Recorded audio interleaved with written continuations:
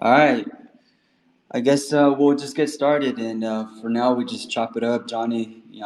I actually don't know you, man. So this is a new one. This is a fresh start for me right here. But every Friday, man, I look forward to the Fridays. It's like a great way to start off the week because I get to dive into other creatives' minds and get to learn a little bit about you guys. You guys get to learn a little bit about me, about Window Kids, what it is that we're doing here, and overall, it's just a good vibe, good conversation. It's very organic, very natural. I never have a script. I like to just go based off like a real, genuine conversation, and so, you know, I guess I'll start off, bro. With how are you feeling, man? As people start to trickle in, I'll introduce myself and I'll introduce what ODK is and what we're about and stuff. For right now, man, it's just, simple. Chop it up. How you feeling? Hey, brother. Yeah, pleasure to meet you. I'm glad to be here in this space. I see Lyco there. I know Andrew. Like, I haven't met him personally. I know Jason, David through some DMs and stuff. But yeah, super happy to be here. Uh, yeah, I'm vibing out tonight. I mean, it's Friday here. I live in Barcelona, so it's like 9 p.m. I've just poured myself a little whiskey just to kind of get the vibes going. It's San Juan Festival here at the moment.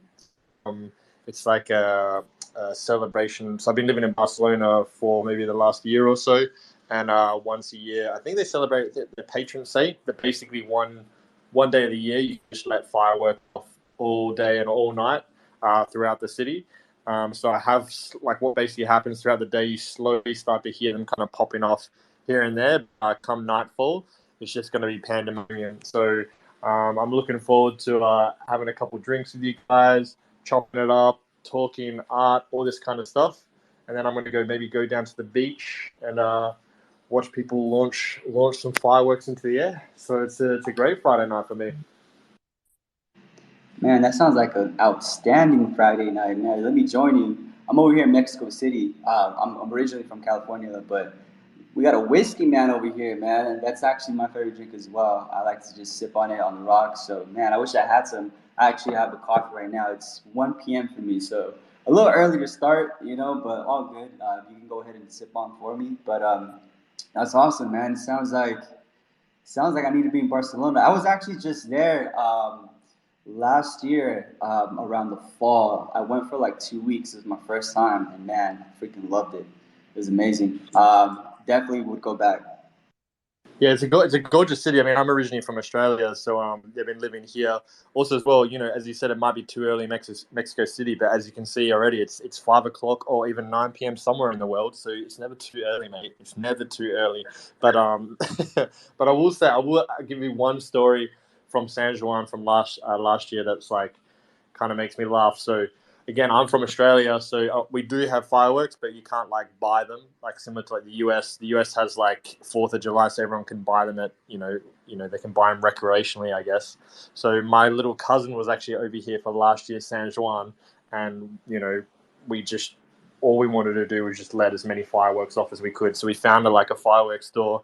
We bought so many fireworks, and then I headed down to the beach for San Juan, and just remember, we kind of like we don't really have that much experience with it, so we started straight off with like the big ones, and it's like the way to I describe it is literally like a rocket on a stick. So it's kind of like the ASM, like the full Looney Tunes like rocket on a stick, kind of like Tom and Jerry kind of style. And I just thought it's like you literally plant the stick in the ground, light the fuse, and the rocket shoots off the stick. But little did I know that you're actually supposed to bury a sheath in the ground. The stick actually has to be able to kind of flow out of the ground. So just imagine a completely packed to the gills beach. Me and my cousin walk down. I bury the stick so deep in the ground, I'm thinking I'm doing a good job. Light it up, and it's just going psst, and just not going anywhere. And then it just exploded on the beach.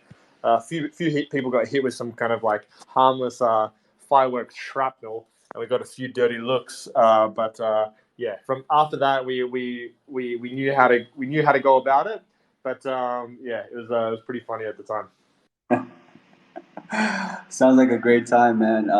I definitely have similar stories like that. I don't know what it is with boys and fireworks and explosives, but I can definitely relate, man. There was an incident long ago. I was a kid that we were making like these M80 bombs, you know, and with like the soda plastic bottle and stuff, and the fuse was really small, and so you know we weren't thinking we were kids. So I lit it up, and you know, bad luck, it actually went out before it actually can hit the bomb part, I guess.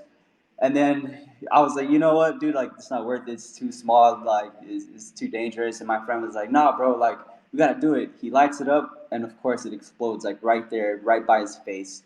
Luckily, nothing happened. It was just like a very loud explosion, like a sound. But yeah, man, just stupid kids doing stupid things. But you know, that's life, man. That's how you get to learn, understand, and you know, experience stuff. But that's funny, dude. That being said, man, let's go ahead and I'll go ahead and introduce myself so you guys, so you can have a better understanding of what this is about, why I'm even doing this, what ODK is. Because at the end of the day, man, what I'm really looking to do with these spaces is kind of like create like a timeline, right? And record, have an archive when I get to talk to different creatives, and you know, in this time because I understand the importance of recording and documenting as much as possible. And so this, think of this as kind of like a open conversation to the public that's happening in real time, which really should be kind of private because I'm really just here to learn about you and vice versa. But the fact that it's live, you know, on Spaces on Twitter, it just makes it that much more authentic. Because, like I said, there's nothing planned. You know, we haven't talked previous to this, and it's just very raw, and that's how I like it, man. So a little context about myself. My name is Andrew Lyko. If you can say, I'm the owner, founder of Window Kids. And so my history, you know, I started off as a graffiti kid, and I worked my way up the ranks, and you know, just like any other creative, and I found my way into the fine art world. And I've been in there deep for about 3 years now. You know, I went from selling my pieces for like you know a couple $100 to now a couple thousand. I say overall cumulative sales, I say over 250,000 in the past 3 years, and this is all just organic, bro. Just me hustling out there doing what to do, which is create art and just kind of like not be scared and take risks. So all these experiences that I've learned thus now is what I'm trying to expand into my community because One Dope Kids, if I can really sum it up in a really short form, is I'm looking for like-minded individuals like me that are trying to create and curate their life, whether that be art, music, photography, it does not matter. That's why I use the word creative as opposed to artist because I'm really tapping into the creative arts and the people that have that mindset and that passion that want to take it to the next level. And so that's what Window Kids is about. It's about literally just genuinely finding similar, like-minded individuals. It does not matter your age or where you're from, and that's the beauty about Web3, man. It's just a matter of connecting, knowing each other's story, and then kind of just vibing off of that and seeing what opportunities come our way. So that's a little context, man. You know, just to give you a quick intro about myself. Yeah, I was just gonna say that. So I'm tripping out then because I thought so. So Lyco ODK. That's your. Is that your like? So your. Is that your actual? Is that your personal profile? And then someone else is behind it at the moment, or No, yeah. So like ODK, that's my personal profile, and okay. it's actually me behind the One Up Kids account right now as well. So I this is understand. me. I'm Understand. like, Yeah, yeah. that's cool. That's cool. Yeah, again, my brother, like, super stoked to hear you're smashing it with the fine art because I feel as well like that's also one thing that can be hard to kind of break into. But you know, I think you're hitting the nail on the head, and this is one thing I've learned as well, even from my early days, is like us artists are our own worst critics, and we're our own, you know, we're the ones that hold ourselves back. But you'll find if you put yourself out there and you're authentic in yourself and you focus on your niche and your style, people will come. And that is one thing I just would always kind of emphasize with any artist is like don't bother trying to be like someone else or I have artists that I really look up to and I love their style and I'd love to emulate it, but I'm like no, that's not who I am. I just feel that there's always going to be a crowd that will resonate with your work, but you know the first step is kind of putting it out there, and you can see as well even with yourself like you've put it out there and the success has flowed because you know, everyone has an audience. So that's awesome, man. I couldn't have said that better myself, man. And one of the things that I like to preach, or not just really preach, but just what I came up with is like the hashtag 0000001, meaning that there will never be anybody else like you in this world. You're the only one of your kind in this world. And so show that, that uniqueness, what you're into, show that in in your style, in your personality, in your artwork. And it's like you said, once you show that authentic rawness to you, people will start to come organically. But that is way easier said than done though, because I know people have a lot of blockages, a lot of things that are holding them back. The biggest thing is obviously themselves, and so this is where we come into this conversation, man, and get to know the struggles and the blockages that we each had and like how we overcame these. So that being said, bro, I see we have some people in the audience. Can you give yourself a quick intro? Where you from, who you are, where you came from, and all that good stuff, and then from there I'll get into the questions. Yeah, okay. So basically, my name's Jonny, John, Jon, streamline, no H, keep the H out of there. But yeah, so I'm basically Croatian born, but grew up in Australia. If you can't tell by my accent, random fact, I always bring this up. My father was actually a pop star in the 70s and 80s in Croatia. So he was in Eurovision in 1988. So, little known fact by a lot of people. I play the piano, so I picked up the piano. He passed away when I was about 9, and that's when I started learning the piano. So I've played it for many, many years. I used to be a piano teacher before as well. But I always kind of say, and a lot of people say this, I get the creativity from him. I mean, my mum always says that because she can't create or write anything. But I do love my mum, and I think she is creative. But I think I definitely have my father's kind of blood flowing through me. Yeah, so basically, uh, grew up in Australia. In terms of like me as an artist, I've always drawn as a kid. I always drew, but I guess I was kind of more or less, I guess, self-taught in the sense that I never went to, I guess, art school or even kind of took art class. I just loved the aspect of drawing and learning and working on kind of my own style. So I actually, before I kind of got into freelance illustration stuff, I actually did like an advertising degree because, own my own worst critic. I thought being an illustrator was a bit of a pipe dream. It was kind of one of those kind of pipe dreams you have as a kid growing up where it's never going to come to anything. So I kind of go for something a bit more substantial. There was a few kind of moments in my life that were serendipitous and pointed me down towards the path of being an illustrator. So I freelanced for a number of years, mainly doing kind of like digital posters, designs like that, but also, full scale murals. So I guess my expertise for me personally, I feel is really in mural design and like kind of digital art and stuff like that. Like the paintings you've done, which are absolutely dope. I'm not much of I don't kind of see myself as a painter. It's just something that I'm not super confident in. But you give me a 40-meter long wall, I can do it. I don't know why. I also worked as a full-time illustrator for a publishing company for about 2 years. So I used to draw pictures for school books for a while. But yeah, that's kind of my background in terms of illustration. And then I guess we can always get into like how I got into NFTs later down the track. But yeah, my style I would say is I guess organized chaos. I love like I know a lot of people like simplistic, clean styles. My whole mantra is more is more. So I'm always just like trying to ram as much detail as possible. I love kind of seeing how much I can push the envelope with that kind of thing. But definitely with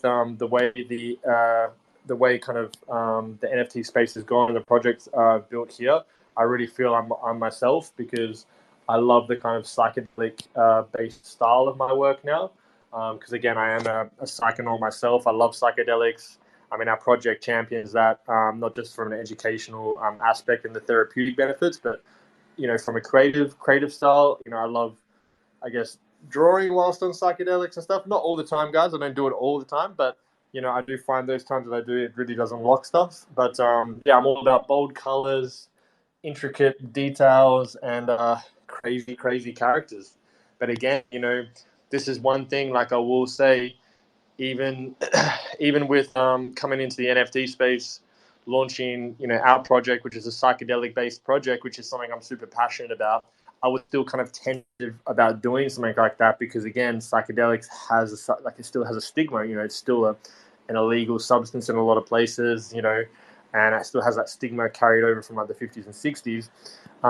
But one thing I really quickly realized is, you know, there is an audience out there for it, and that's all that matters. You're not trying to target the people that are against that kind of style or against that kind of niche. You build something and they will come, and the community has been like unbelievable in that respect. So yeah. Wow, man, that's amazing. Yeah, let's run this back because that was a lot. Let's go ahead and run this back to Yeah, one of sorry. the I points that you sometimes said. I No, you're good. You're good. That sometimes was I start to perfect. ramp through, but No, that's perfect. It's just like I want to hit a point, and then I'm like I want to hit another point, but let's run this back. All right, so your father is the one that influenced you, got you into the creative arts. You played piano. You did that for quite some time, and you started to draw. Got into more, that type of artistic style of doing those things, and you just said that you went from you were doing drawings and you did murals, and you did NFTs, but for whatever reason, painting is where you lack a bit of confidence, which is interesting. I want to tap into that a little bit because I feel like a lot of artists tend to overthink it when it comes to actually dropping down something on canvas.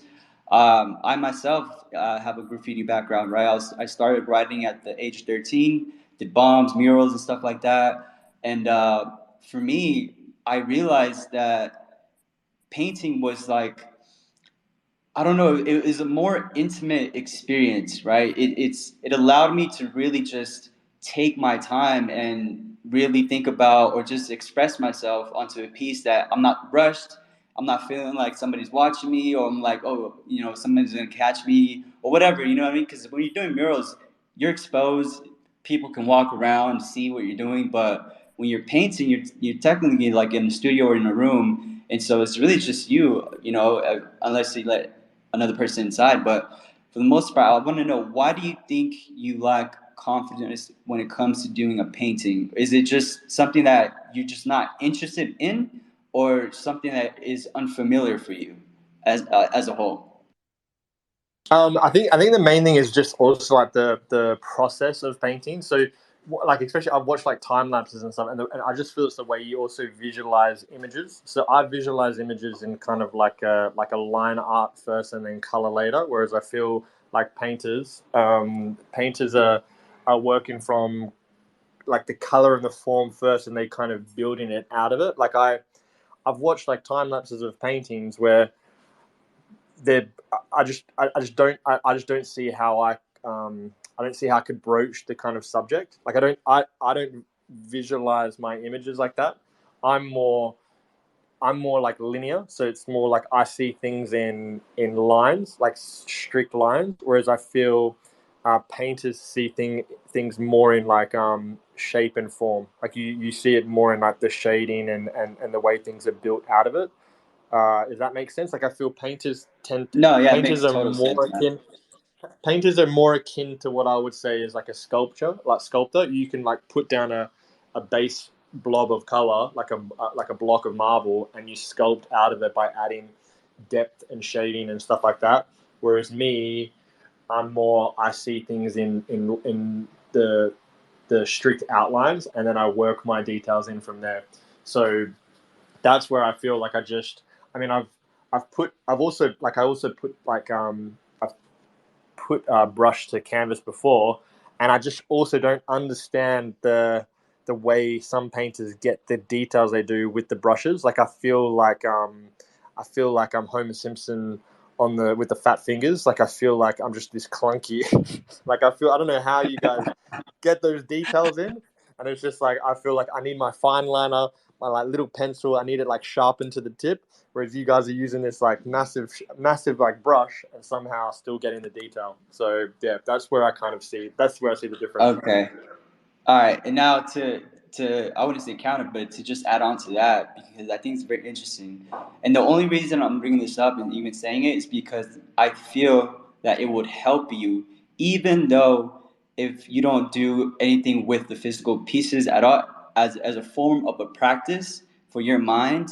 I think it'll help you because painting doesn't always have to include a brush, especially nowadays. I've seen many artists that paint with just marker. There's like certain markers that you can load it up with paint and you can use the marker kind of like a paintbrush, but it's very technical. You're able to keep very crisp lines. So it sounds to me that it's just a matter of knowing the proper setup for you and what works for you. But I'm telling you, man, like if you find the time, get some markers. I'll shoot you some info. Get yourself a small piece, small canvas, even thick paper, and just spend an hour or two painting because once you go back to digital, I don't know why this happens, but it happened to me when I went to digital then physical.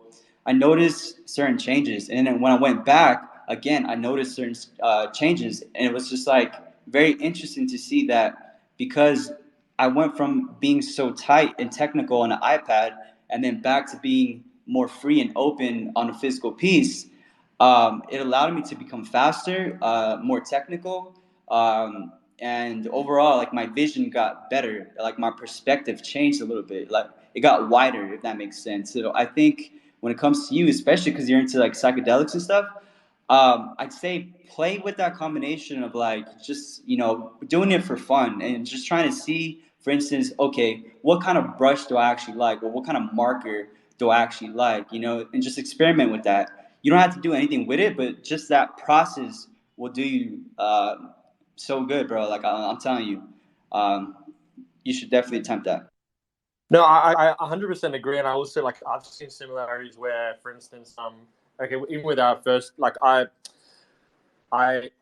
really like using Illustrator for a lot of things. I use Procreate. I got a Cintiq for like sketch. Like I jump between different mediums, and I find like for instance, if I've been using Illustrator for a long time, where I'm like really using like the pen tool to get these perfect curves and stuff, I find that the overflow actually enhances my vision of curvature and the kind of almost that elasticity of lines when I'm in doing my normal work. So I see that kind of positive correlation. Another big thing though that always like draws me back from painting is I feel like when I start, like when I've kind of even like tried to paint something, I feel like I'm like I'm like fuck, I'm like right at the beginning. I've kind of perfected my style with like drawing and illustrating for like years and years, and then I'm like I feel like with painting, and I know that's not really much of an excuse because we're all beginners in one sense and we can all start somewhere. But I feel like I feel like I'm like You're you know starting over, man. It's yeah I'm starting uncomfortable. It's you're yeah like, fuck. I already advanced so much in this space, but now hopping over here, it's like I'm a fresh newborn baby, man. Like, what the hell? It's very uncomfortable, and that's the point. It like pushes you to experience and create something new out of uncomfortability. 100%, and I know it would even enhance my illustration. Like I know it would enhance all the other styles, but again, it feels like I'm. It's like when you're trying to learn a new language, and you just feel like you're like back in like you're a preschooler. Like you feel like you're so far behind everyone else. That's kind of what it feels like, and I know I need to kind of persevere with it. But I have such a big respect for painters because I just the way you guys visualize your forms is quite different to me. And I've watched painters like create stuff, especially time lapsed, and I'm amazed at how they visualize it beforehand. It's amazing to me. Yeah, man, and I think you should look at it as like I said, just do it out of fun, do it out of like fuck this. Probably nobody's gonna see this, but this is like my own time to just experiment, dude. And if you do it that way, You put no pressure on yourself. You stop comparing yourself, and it just becomes a fun task, if that makes sense. We have Carly with her. I hope it's her Yeah, with it's their me. raised hand. Okay. Lads, sorry for interrupting, but like, whoa, Johnny, so what you're saying is you're a newborn Picasso, as in, Hey, there we go.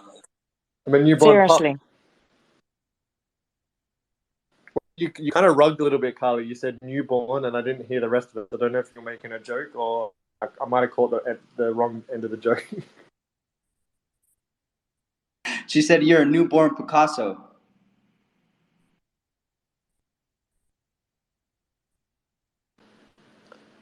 Hello? Wait, Are you? say it again. You guys are Yeah, it rugging a was like little bit. rugging for a bit. I don't know what happened. But she said you were a newborn Picasso. Newborn. Okay, okay, Carly. I'm not Picasso. Come on, but I appreciate it. I mean, yeah, I'm a very like if I was going to be a newborn Picasso, I'm like an infant, like fetus Picasso, like barely got my hands yet, kind Yeah, of. but the same struggle from what he was painting into what he went into.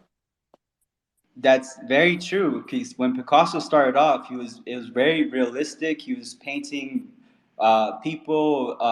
He was painting bulls. They're super realistic, and eventually he ended up developing into the style that we all know and love, which is Cubism, which wasn't all just his idea, by the way. It was like through a friend that inspired him, and like he kind of took that idea and combined it with something else, and over time it developed. That's what I'm saying right now, bro. Like I don't know how old you are, Johnny, but if you were to start now, dude, think about where you'll be at 2 years from now if you just dedicated like a few hours per week doing painting or any type of physical art.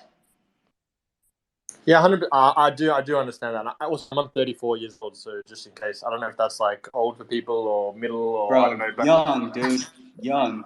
I'm telling you, young. Yeah, but whoa, you can fuck off with that age. Fuck off. I will say one thing though, like when it comes to, I think it stems from the self criticism we all kind of get as we get older. Like I always find, and I mean, it's ironic me saying I can't paint, and then I hear it from like, I have friends or people like, I can't draw. I'm like, everyone can draw, but they also they have their own critical idea of it. And I always find like, for instance, children have this like unbridled, ability to just create. Like they don't really care what they're drawing; they're just enjoying the process of creating or drawing. They're not like going like this is good or this is bad. And the one time I really do feel that my kind of internal, I guess, judgment, like my judge kind of is thrown off the shoulder, is when I'm having a psychedelic experience in creating. I find psychedelic experiences like I'm seeing the world anew, or I'm relearning, or just enjoying the process of any task I'm on. But whenever I'm kind of under, maybe taking a little bit of acid and drawing, the voice that's telling me this is good or this is bad doesn't, it kind of goes out the window. I'm just enjoying the process of creating. I'm not really thinking about whether this is going to be published or this is going to be put on or this is good or this is bad. And I find quite often that some of my most creative things come out of those psychedelic experiences because that kind of internal dialogue has kind of been turned off, and I'm able to kind of view the world as a kid again and just enjoy the process. And that's exactly what we're trying to do here, man. Because this is why I love creatives, because it's all about perspective, right? And you said it yourself. You already know what to do. You actually tell it to other people. But when it comes to this specific subject of painting, you're like giving yourself blockages, which is something that we were talking about earlier. So it's just about the mindset. And it's interesting that you bring up psychedelics because what kind of psychedelics do you do, by the way? Because I just started dabbling with mushrooms like 2 or 3 months ago. I actually just came back not too long ago, like 3 weeks ago. I went to Joshua Tree for like a 3 day escape, and I had some mushrooms, dope little place in the desert, and man, what that did for me, it was not so much like obviously visual and stuff like that. No, but my perspective, dude, like holy fuck, like everything just kind of slowed down, and my vision just got broader. All of a sudden, this that something that I had like a issue with or whatever, like that I couldn't figure out, all of a sudden it was just like super easy to just understand what it is exactly that I needed to do. You know, so do you have similar experiences like that? Because that's what psychedelics did for me. Well, there's actually been a study where they gave like, certain like professionals in their field, like I'm talking like scientists, engineers, architects, and if they were like struggling with a problem, like say over 6 months, they gave them like psilocybin to tackle the problem. And I think it was like something like 90% of the people that again they've been struggling with this problem for like 6 months actually resolved it.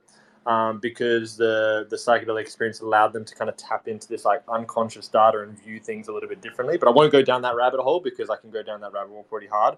I see Silver Ballers here in the crowd. Silver Ballers, my co-host for Shroom Sundays, and if you were to ask him what's my favorite psychedelic, everyone knows I'm an acid maxi. I love LSD. I love shrooms. I just can never get my hands on enough shrooms, but I really do like LSD simply because I can also adjust the dosages and stuff like that. I've done a lot of psychedelics. I've had a lot of experiences. I've done psychedelics in a lot of different situations, from going to the gym on them. I actually even did door to door on psychedelics and did pretty well. But I try in like a lot of different like scenarios. But I do love in the kind of creative sense. But I think the one of the biggest things that really, and I will just this little story, it's also kind of show you, like as I said before, I had this kind of serendipitous experience that kind of pushed me to become a freelancer, and psychedelics is tied a little bit into it. So, as I said before as well, I thought illustration was a bit of a pipe dream for myself. So I went into something more stable, which was like I did a Bachelor of Communications with like advertising as the major, because I was like, look, there's always going to be advertising, there's always going to be work, and it's a little bit creative. But again, my heart wasn't completely in it. But anyway, at the end of it was the end of my degree.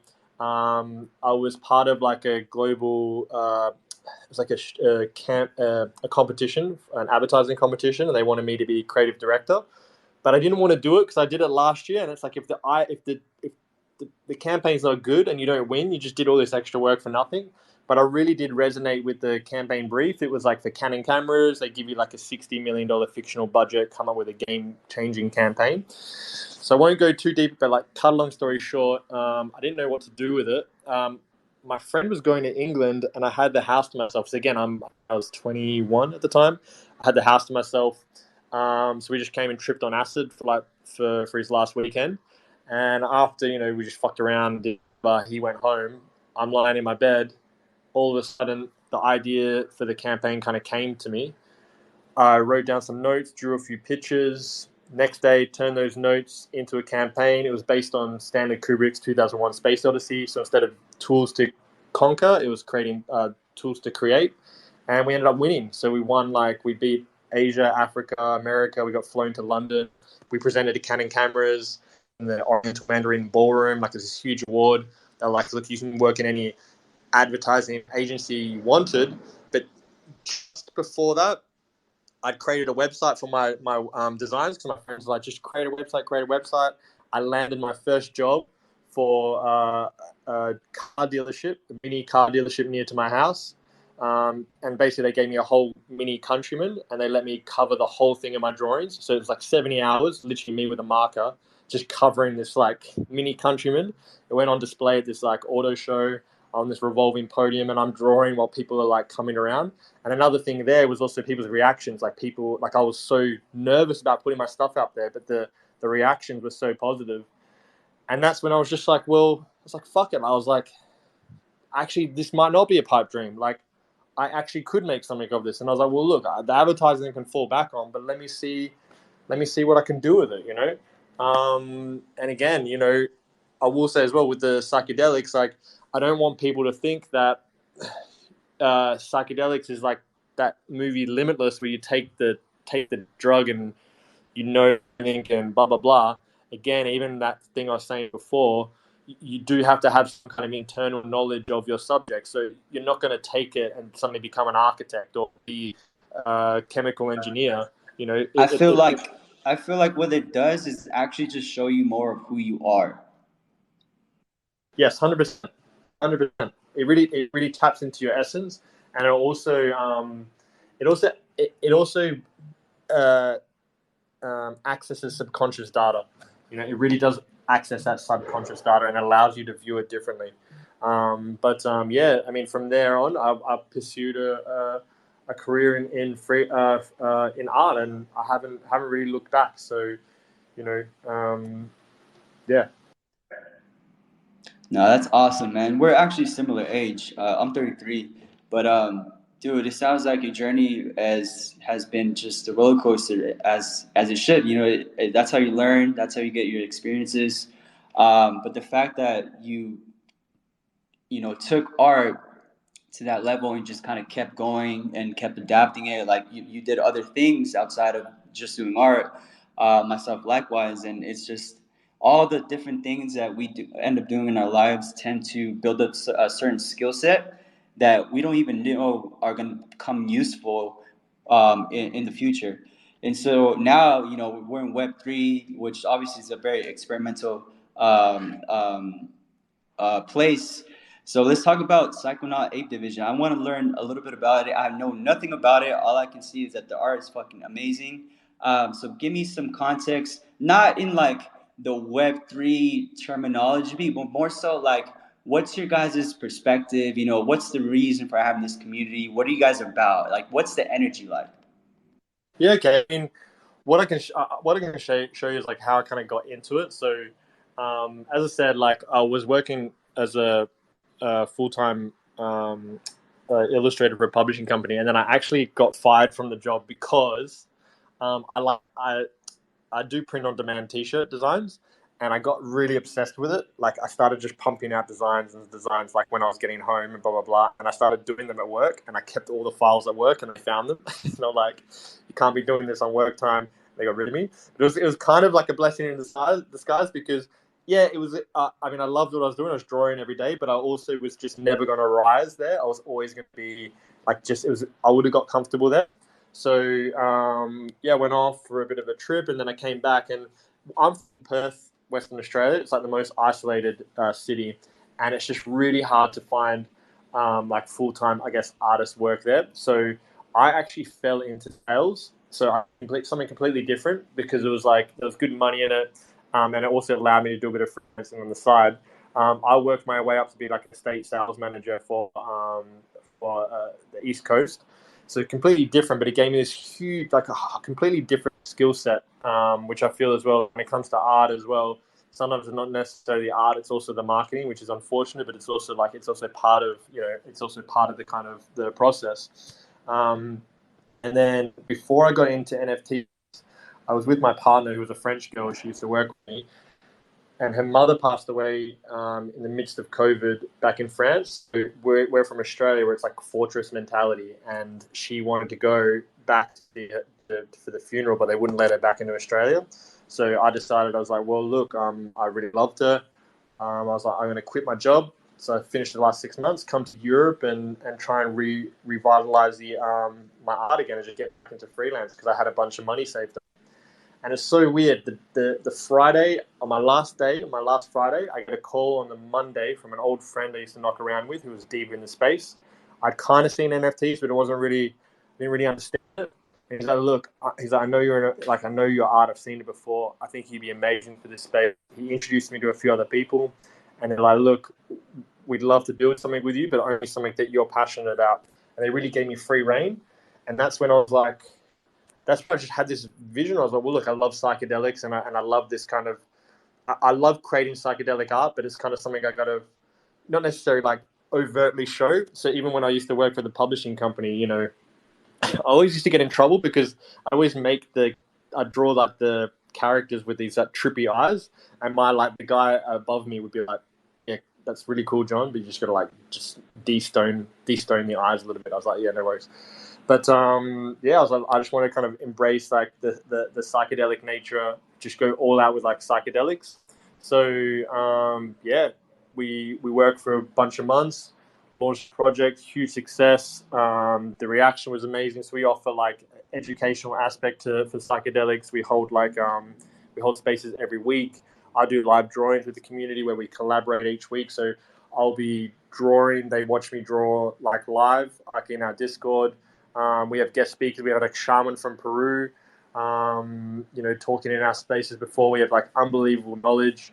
See, a big part of like what I feel with our project is, again, there's like some crazy psychedelic art kind of draw you in, but there's like an educational background at the back of it, and it's also about kind of demolishing that kind of psychedelics, the stigma of psychedelics. Because I do feel we are in a bit of a psychedelic renaissance. The stigma is going down, and more people are seeing it for what it is. And yes, like now our aim is to really build it to become a premier psychedelic brand. Like it's really the main focus, and the one big move, especially this year. So as I said, I mentioned I do like live drawings, like once a week in our Discord for about an hour. We are hopefully moving towards like the full world first, full psychedelic stream. So it's like like 8 to 12 hour. John drops the full tab of acid and just draws for 8 to 12 hours. You can jump in, watch it, stream it. Yo, that'd be lit. I would go to that. I'd watch that. Yeah, and see what comes out of it. But yeah, it's about kind of spreading the awareness and also showing and also destigmatizing it. But that's what we're all about. Bro, I love that, man. That's amazing. I think it's very important for you guys to have that, as part of your system, your community, right? The teaching about it and just sharing that knowledge about it, because I know there's a lot of people that probably want to dabble, but they just like have no clue how to do it, how to properly do it, what to look out for, all that stuff. So the fact that you have a whole community that can help with that's amazing. And I think, man, like my mind, as I was hearing you talk, is like looking as far as into like in real life type events, like super curated with your art, man, like installations. Like this is something that at One Dope Kids we're aiming to do in the future in due time, right? Like everything needs to happen in steps, but I do want to travel the world, man, and just have like fucking events and just curate and host and have like really dope installations and or gallery showings. Just really bringing an experience to the masses, because I feel like what you're doing is very unique. What other artists are doing in the space is extremely unique, and more people need to have eyes on this, man, and really get to experience the full depth of what it is that we're creating. And so I think you're onto something big here, and as long as you just keep it going, and there's really no end to how big this thing can get. And that's what excites me about Web3, because I see many different projects, right?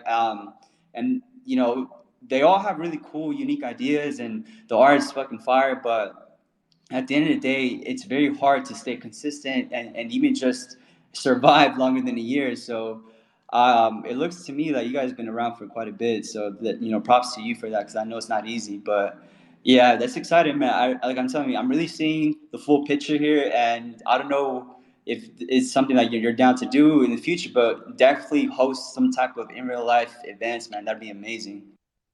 Oh, 100%, brother. I was already been like, look, we got a spare room here. If you're coming to Barcelona, we link up, we do a wall together.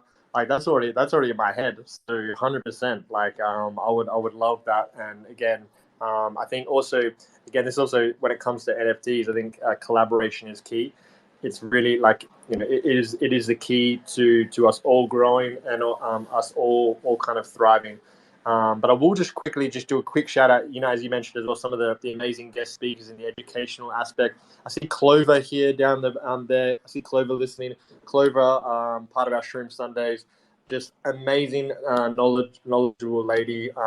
Led many ayahuasca ceremonies, and came into our Shroom Sundays and just dropped amazing knowledge on us as well. But that's also an aspect of we built a space.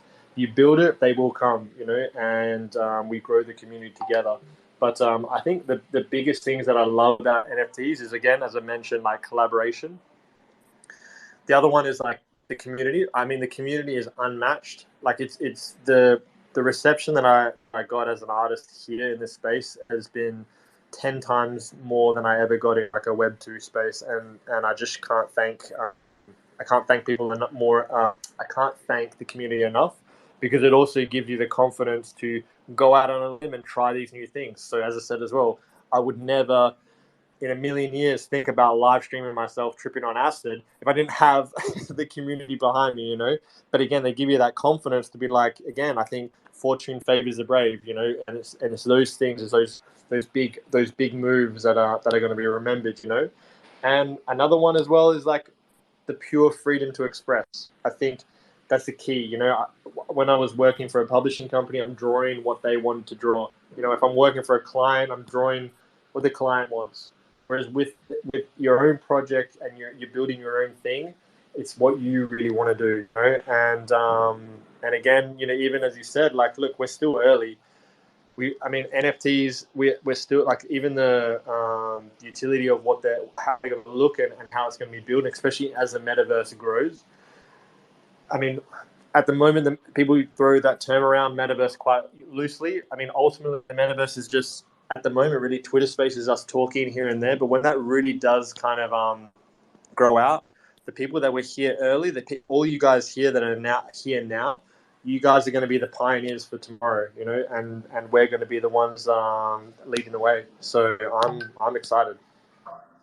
100%, man. I mean, it takes vision, right? It takes vision and faith to be able to pull something like this off. And, you know, because at the end of the day, our community is relying on our word, on our vision to guide them to a place that we're like, yo, this is about to be massive. You know, it just takes time, but we're getting there day by day, step by step. And so I think it's very important to have that aspect and that authentic, like that clear, what is it called? What's the word I want to say? Like acknowledgement from your community to know that, yo, okay, we trust you, Jonny. Like, you're leading us to a place that we're going to be very content and happy with. So I think that's everything, man. And to add on to what you said earlier, I believe Web3 for artists is like an accelerator, because where else are you able to have instant feedback on a piece that you make? You know, like, you know, an artist in real life, okay, they make a piece, they'll send it off to their friends or whatever, post on Instagram, but it's not the same. You know, it's like not that same connection. So I'm seeing this is something interesting that I've been seeing for the past couple months in Web3 is how fast and crazy the artists in Web3 are growing and developing their craft, because I truly believe that 1 year of creating in Web3 is like the equivalent of 3 years in the real world, man. Because every single day people are dropping art, right? So that's a lot of inputs that you yourself as a creative are intaking, right? You get to see what other people are doing, what styles, like it might be like something as simple as a certain line work, right? That you just like, whoa, you know, that's dope, that's crazy, I hadn't seen that before, let me appropriate that into my stuff and see what it does to it, you know what I mean? So the fact that we have this right now in real time is fucking amazing for artists. Like, I couldn't think of a better time for artists to just put this stuff out there, get actual genuine feedback, and then take that information and develop to become a better artist overall. So yeah, So man. I 100% agree. Like that, you know, you said as well, like 1 year in NFT space is equal to 3. It's literally like that. It's like growth on crack. I mean, yeah, I don't know that's about term, but like it literally really is like that. And like, even another really good example of like a real time feedback, and anyone in our project will know this. As I said, like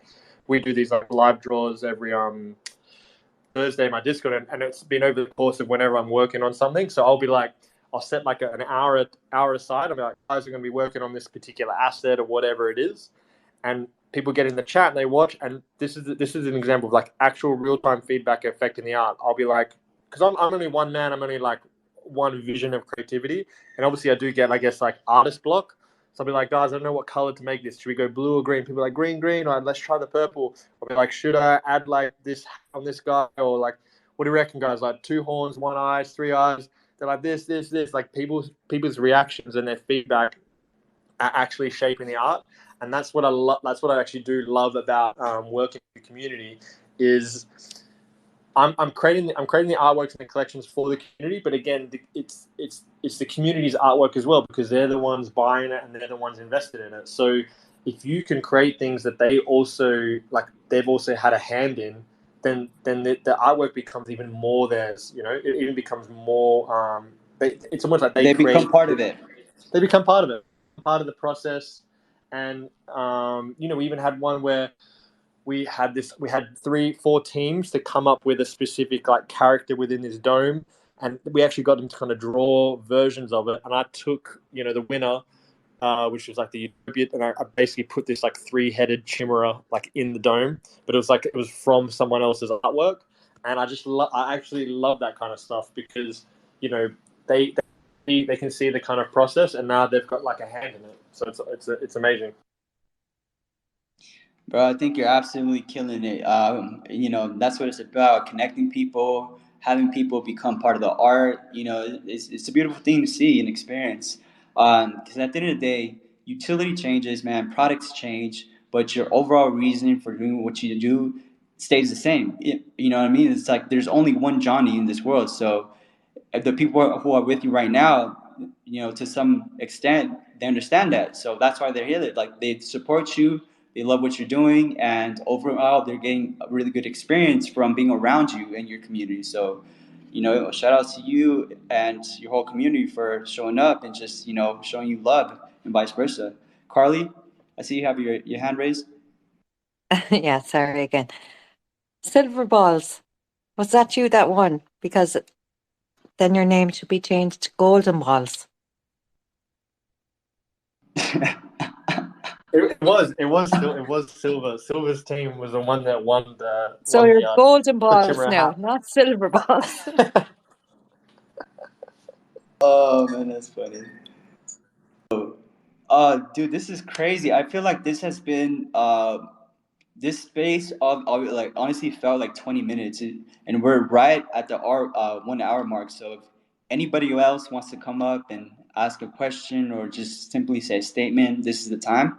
But dude, this went by so fast. Honestly, it's kind of crazy. Yeah, Um, 100%. Time flies when you're having fun. Yeah, man. There's so much that I want to cover and get into. We'll do that on another time, maybe one on one. You talked about collaboration. I feel like with Wonder Kids, let's definitely talk and see what's possible because we're consistently looking to work with creatives in all different forms, different shapes. So. We'll talk to you. We'll shoot you a DM. We'll talk about it and see what's possible. But this is very exciting. Yeah, 100%. That being said, I've been even talking to Jason about the ODK honorary quiz. So yeah, we'll talk more about that as well. yeah, that'd be freaking amazing, dude. So, yeah, we'll definitely talk. We'll link up. We have somebody else, Silverback. What's What up, up, man? buddy? Silver, Oh, Silver you got Baller. it, My bro. Silverback. damn. Yeah, I just wanted to come up and say, right on. What you guys are doing is what I love to see.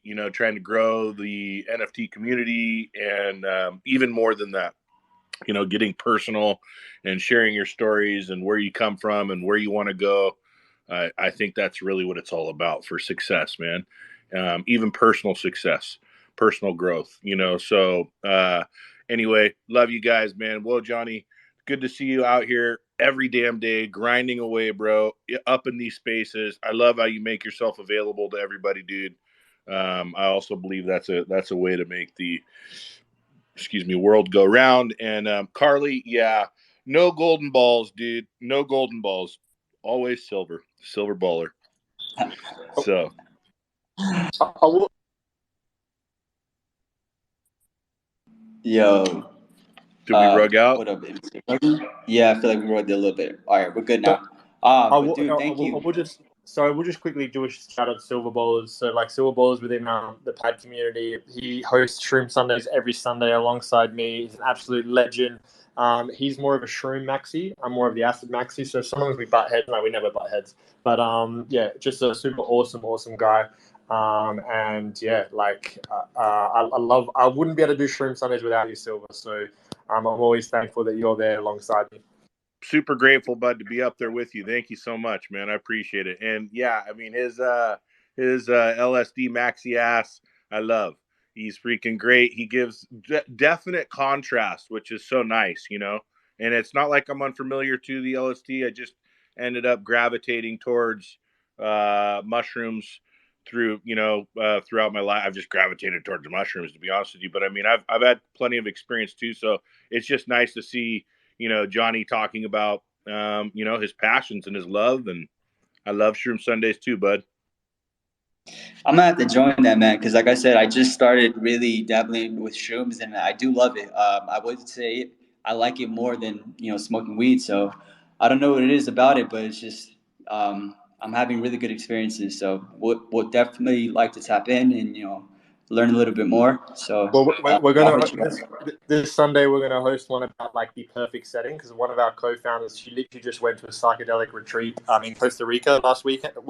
And I don't know, me and Silver were talking. I was like, I feel we could give a better retreat. I don't know, maybe we're talking too much shit, but I feel we could do a better setting. Talk your shit, man. We would hold it down, Jonny. We would hold it down, but we'll get Carly in there as well. Carly, oh man, going to retreat. Fuck off. Can imagine. I love it every time. You know what? It doesn't matter whether there's something bad going on or something good in the space. Her fuck off always makes me smile. Every time she's on stage, she cracks me up. So, Carly, good to see you too. Well, I'm not on stage. I'm not a comedian. Whatever this is, whatever you call this platform, the Carly Show. Carly is, as they would say in Ireland, great crack. She's great crack. Absolutely.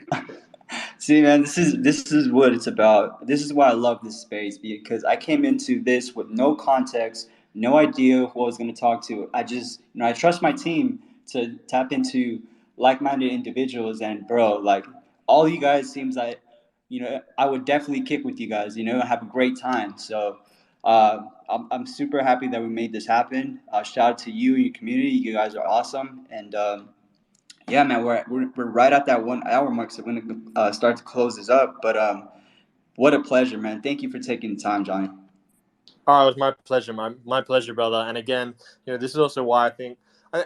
I always feel like these impromptu spaces are where the best things happen because you just keep it flowing and you see where it flows. And I feel the vibes are really strong with you, man. So again, as I said as well, if you're ever here in Barcelona, there is a place for you. There's a room for you.